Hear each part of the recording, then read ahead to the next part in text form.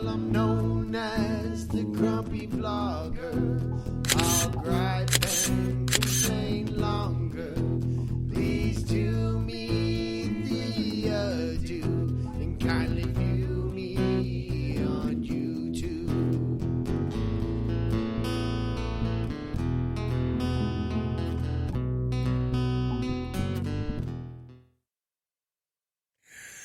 Okay, folks, as you saw in a very short little shot there, we have, I'm just going to put it up here because Rush Limbaugh passed away today at the age of 70. Let me see if I can.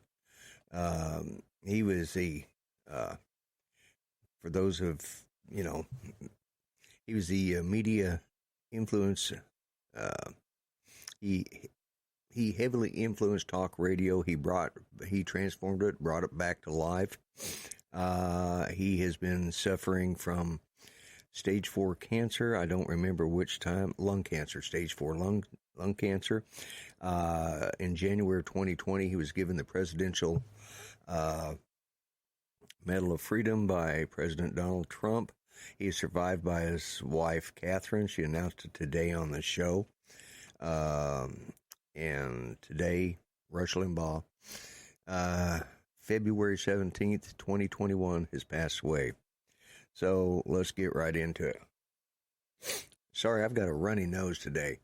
So this is my second attempt at my podcast today. The first one, the sound didn't record properly. I don't know what that was, but I am the Grumpy Vlogger for people that don't know. And I have been vlogging I'm in my fourth season of vlogging. And since my wife, Judy, had a stroke on the 15th of January, I've kind of backed out of the vlogging. I completely backed out of it. And even quit doing my live shows for a little while. I just started doing them on a regular, actually, I think Monday might have been my first live show, this last Monday. Or maybe it was my second one. It's my second one, but since the stroke. But I'm doing this in lieu of vlogging, as I've explained before. I monitor Judy on my phone, so I can keep an eye on her. She's recovering really well. She has yet to go to speech therapy. Simply, let me put this behind me. This is my headset, in case anybody's wondering.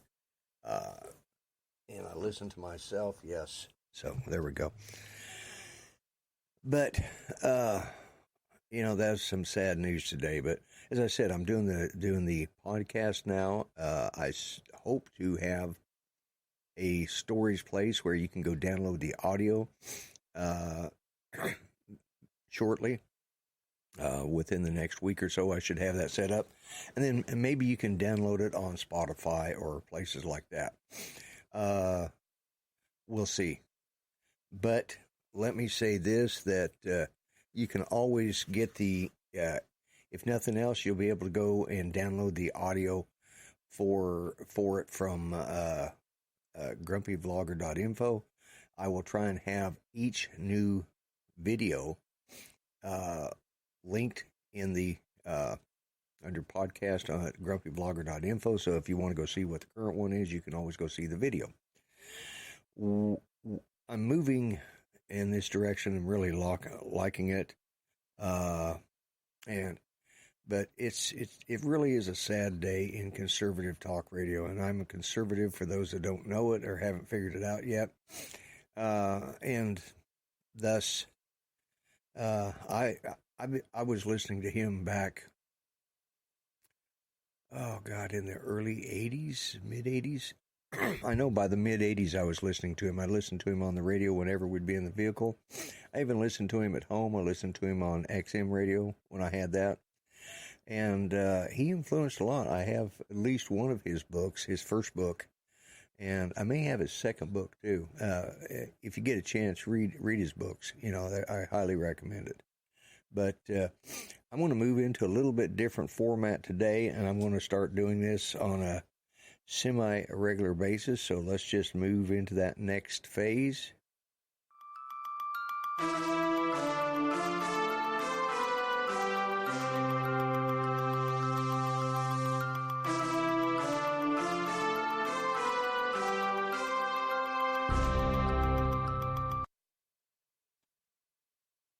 Okay, I am Lloyd Mendenhall, your Grumpy News Network reporter, and I'm going to start right in with stories. These are going to be stories that I find entertaining or funny, and let me bring up the first story. Let's see. Okay, here we go. This story I found interesting simply because it reminds me of another story. A man wakes up to a stranger sleeping on his kitchen floor. That's not the interesting part. Let's get right into it. Police say a Pennsylvania man woke to find a stranger sleeping on his kitchen floor, surrounded by torn up sanitary napkins. We're not talking about them little wipies you get that are in a sealed pack, not that kind of sanitary. Anyways, Altoona police say they arrested 60-year-old Brian Smith Thursday. The Altoona Mirror reports Smith was unconscious, surrounded by destroyed sanitary napkins. The homeowner told police it also appeared someone had eaten some of his Crave cereal. I suspect that upset him more than anything. He told police all his doors and windows were locked when he went to sleep, but he noticed one of the doors was wide open the next morning. Police say Smith told them he used methamphetamine within the last 2 days, Smith being the perpetrator, not the homeowner, and was unable to explain how or why he entered the house. He's been charged with burglary and trespass. There is no attorney listed for him in court documents. Preliminary hearing was scheduled for Wednesday, so I take it this week. So that brings me into a second story. A Muskogee man was arrested, and this happened several years ago. A young man awoke to find a burglar had fallen asleep on his couch, was passed out, and he was shocked, to say the least. He went into the bedroom. He called his parents, who were away from the home at the time, and asked, "Did you invite somebody over to stay?" And they immediately answered, says, "No, call the police." So in the process, he would call on the police. He heard a commotion out there, and apparently the burglar dropped something and broke it, so he goes out there to find the burglar sweeping the floor, cleaning up his mess. He was sweeping the floor. Thus, the burglar has been nicknamed the Sweeping Bandit. Upon seeing the young man and saw that he had a phone in his hand, the burglar escaped out the back door, grabbed a mongoose bicycle, and was pedaling fast down the street when the police responded and they arrested the burglar. He was arrested on, I can't remember, 1 or 2 counts of burglary. It turns out he was on parole for second-degree burglary in previous house break-ins. He also had been using methamphetamines and had no clue how he ended up at this house. Thought he was at a friend's house. Apparently he wasn't. The side note to that is the perpetrator's name was L.J. Alfred Alley, and the L in his first name is L.J.A.Y. Alfred Alley. And the L stands for Lloyd. Yes, it was my grandson. We're so proud of the Sleeping Bandit in the family. But anyways, and he has since gone back to prison on parole violations and also second-degree burglary. Yeah, he was doing meth at the time. It was actually just funny because this was my oldest grandson at the time, and he's just a knucklehead. What can I say? So it happens in the best of families, even the grumpy ones. So let's move on to my next report, and let's see where is this. And I'm trying to, let me make sure, and as I said, I recorded before and had to ditch that one because it did not it didn't record properly. The sound was atrocious. And let me do a double check, make sure my sound is still coming through.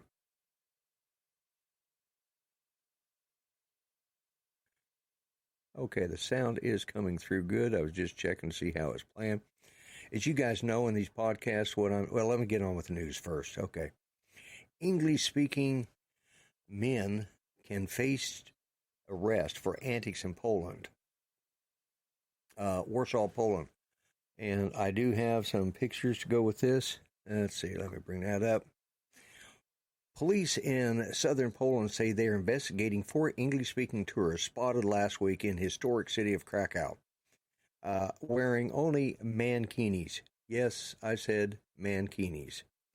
The 4 men were caught on CCTV and by an Associated Press photographer Friday as they walked in the picturesque Renaissance Market Square and got into a horse cab. Picture, as you can see. They were wearing lime green mankinis as worn by Borat, the fictional Kazka alter ego of comic actor Sacha Baron Cohen. Krakow Province Police spokesman Sebastian Glenn said Thursday police are investigating the indecent antics. If convicted, the men could face up to 30 days in custody or fines of 5,000 zlotys, or $1,300 each. Glenn said that foreign tourists, especially British ones, I was trying to figure out what that was. I'm hearing a noise feed. Anyways, Glenn said that foreign tourists, especially British ones, who come for stag parties sometimes cause disturbances in the historic city, especially after drinking alcohol. Really? And I know you guys can't see any more of that picture. So, do not go to Poland and wear a mankini. Apparently, wearing mankinis is illegal. Okay, I just realized I had a little harshness on my face there. So, that, again, is today's news. So, let me cancel that out. So, let me know in the comments what you think of the mankinis. I put mankinis actually in my line of dislikes of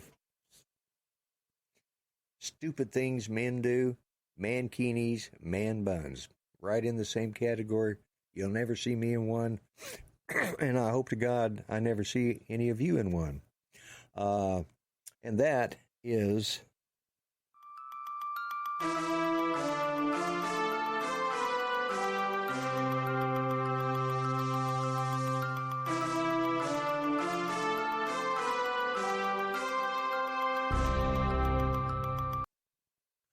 That is the...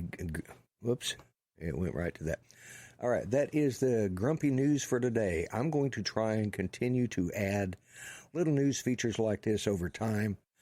I'm going to make that a part of this podcast. So if you find funny or interesting news articles, please send me a link to it at Lloyd at Grumpy, LLOYD at grumpyvlogger.info. Please feel free to send me any news articles you find might be good for the Grumpy News Network, which is a subsidiary of the BS News Broadcasting Company. BSB for short. I will continue to do this, and as I said, I'm doing the podcast. My nose. I'm doing the podcast in lieu of my daily vlogs because, as I was showing earlier in the show, I use my phone now to monitor Judy. In the past, I have used my phone attached to a mount in either my truck or my van. While I was traveling around town, I'd vlog. I personally was getting bored with it because I got tired of talking about how many times can I go to a hamburger joint? How many times can I go to a rib joint? Go to this store, my dislike of Walgreens or Walmart.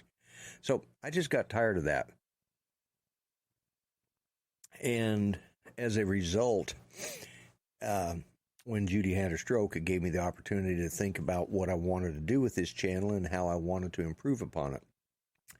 I hope to, in the near future, as I said, have the audio link for these shows and be able to host them. I'm working on getting a host site right now for the audio and possibly the video, and then you can download them. You can always go to grumpyvlogger.info, and the description will be in the link. And you can go to, and you can see the current podcast of each day under the podcast title. Also, once I have that, I will hopefully be able to host it on Spotify and stuff like that, but I have to find a storage server first, and I'm working on that now. So just give me time, and I hope you'll enjoy this. Again, one of the things I usually do is I give a weather update. Let's give the weather today. Muskogee's current weather at 1:50 p.m. on 2/17/21. It's overcast. We were snowing up until just a little bit ago. It is currently the balmy 22 degrees Fahrenheit, -6 Celsius. Wonderful warm day. Humidity 75%. The wind is calm. That's nice. Barometer is at 30.18, 15 degrees Fahrenheit dew point. Visibility is 10 miles. So this is what you're seeing there, and that is, as you guys that have been following me on Facebook, you can see how much more snow we got since yesterday, and you can see that all the footprints are filled in from yesterday, or just about filled in, so we've had that much more snow. So anyways, folks, I want to close out. I've gone a little over 15 minutes. I'm trying to keep these at less than 20. And but today's news, of course, is the loss of the great one, Rush Limbaugh. He really is the greatest of all time. Rush Hudson Limbaugh III, born in Kansas City, Missouri, I believe is where he grew up. And he was at the age of 70. Rush Hudson Limbaugh III, the great one, has passed away, and that is a sad, sad situation. Also, a little update on Rick Halber. I talked to Steve Carpenter yesterday. He called me. We had a video conference, and he gave me an update on Rick. He's doing physical therapy 6 days a week. He's doing dialysis 3 days a week. He, I think, was showing a little signs of improvement. Rick, you can put something in the comments below when you see this. He did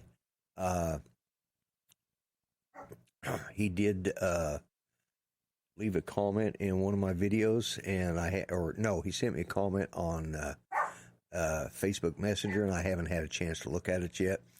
But I want to get this done and uploaded, and actually, I use StreamYards. It's being recorded live, but it's in private. I will make it go public as soon as I'm sure that this is a good copy. This is my second one today, so I will have to delete the previous one and put this one into public. So I'll look for that in the next 30 minutes from when I'm broadcasting this. So between 2 and 3 o'clock p.m. Central Time, and I'm going to try and keep them between 2 and 4 o'clock in the afternoon Central Time. With that said, I want to do the ending. I'll be back with my final word. And again, thank everybody who's been following me and staying and keeping in touch and letting me know what's going on. And I will have a closing thought after I do this little snippet here.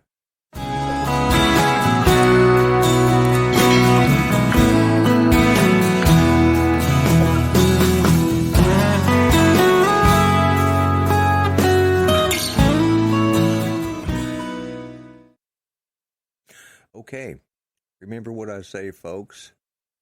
By the way, I'm the Grumpy Vlogger, if I hadn't already said that 2 or 3 times. But remember what I say, folks. Be kind. It is not that hard. Treat each other better than you would treat yourselves. I think it'd be a better place. And thanks to everyone for the prayers for Judy and I as we're moving along on her stroke recovery. Each day is a little better. Those prayers mean a lot to us. The kind thoughts mean a lot. Also, remember Rick Halber in your prayers. A big, big supporter of this channel and of the drone community in general. He's done a lot for this. Also, say a prayer for this great country of ours. I know it doesn't seem too great at the moment for those of us that are conservatives, but we will get through it. We will survive. And as I said, God bless, God help the USA. I am the Grumpy Vlogger, and I am out of here.